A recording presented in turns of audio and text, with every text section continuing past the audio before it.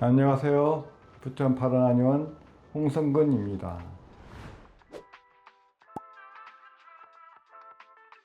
지난 시간에 자율신경실조증이 왜 생기고 어떤 증상들이 나타나는지, 그리고 한약 치료가 어떻게 진행되는지 말씀드렸습니다. 오늘 2부에서는 많은 분들이 궁금해 하셨던 내용을 중심으로 조금 더 깊이 있게 실제 임상 경험을 바탕으로 설명드리겠습니다. 결론부터 말씀드리면 회복 가능합니다. 다만 시간이 조금 걸릴 수 있습니다. 자율신경증은 단순한 신경 문제가 아니라 생활 패턴과 몸 상태 전반이 무너져 생기는 문제이기 때문에 치료도 복합적으로 접근해야 합니다. 특히 본인의 생활 방식에 대한 인식 전환과 함께 몸의 밸런스를 회복하는 시간이 필요한데요. 치료에 따라오시고 생활 습관도 함께 조절한 분들은 대부분 수개월 안에 눈에 띄게 나아지십니다. 실제로 30대 여성분이 지속적인 불면과 가슴 두근거림으로 내원하셨는데 한약과 침치료, 규칙적인 수면과 산책을 병행한 후 3개월 만에 거의 대부분 증상이 사라졌습니다. 이분은 처음에는 불안과 가슴 두근거림 때문에 대중교통도 제대로 이용하지 못했는데 치료 중반부터 친구들과 여행을 갈 정도로 회복되었습니다. 대체로 완벽주의 성향이 강하거나 책임감이 강한 분들, 또는 감정을 잘 표현하지 않고 억누른 경향이 있는 분들이 많습니다. 또 오랜 시간 가로하거나 외부 자극에 예민한 성향의 분들도 잘 나타나죠. 특히 갱년기 전후의 여성, 육아로 인한 수면 부족과 스트레스가 많은 엄마들, 그리고 시험 준비 중인 수험생들에도 자주 보입니다. 또한 장기간 수면 장애를 방치한 경우, 카페인 의존이 심한 경우도 위험 요소가 됩니다. 이런 분들은 증상이 오래 기간 서서히 진행됐다가 어느 날 갑자기 폭발적으로 터지는 경우가 많아요. 이 질문을 자주 받습니다. 중요한 것은 몸의 시스템이 회복되는가입니다.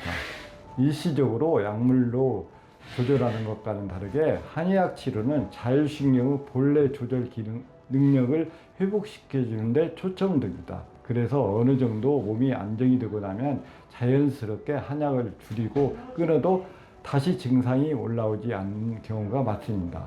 물론 스트레스를 많이 받거나 생활이 무너지면 재발할 수 있으니 꾸준한 관리가 필요하죠.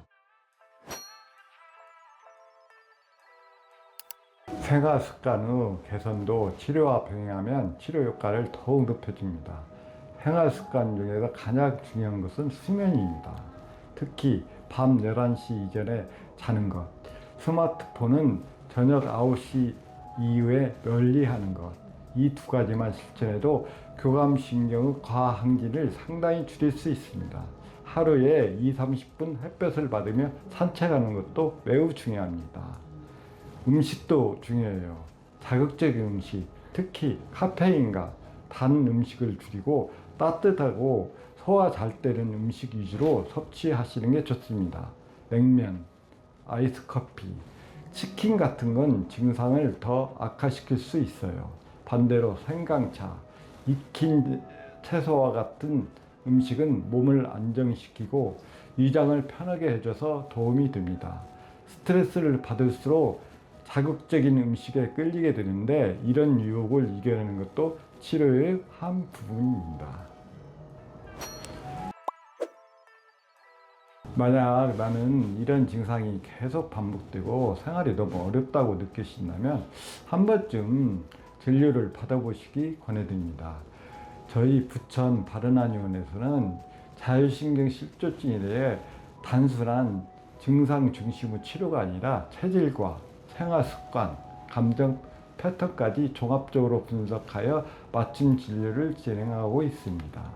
진료를 통해 몸의 상태를 객관적으로 점검받고 치료가 필요한지 어떤 방향으로 접근해야 하는지를 정확히 안내받는 것만으로도 마음이 한결 편해질 수 있습니다.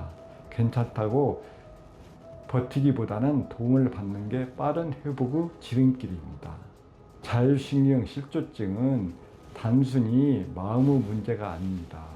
몸 전체의 균형이 무너져 생기는 종합적인 상태이기 때문에 단기간에 낫기를 기대하기보다 천천히 몸을 회복시켜 나간다는 마음으로 접근하셔야 합니다. 이 과정을 도와줄 수 있는 한의학적 치료는 증상 완화뿐 아니라 몸이 다시 자율적으로 균형을 되찾을 수 있게 만들어주는 과정이기도 합니다. 스스로 너무 몰아붙이지 말고 회복에는 시간이 필요하다는 사실을 인정하는 것도 회복의 중요한 시작입니다.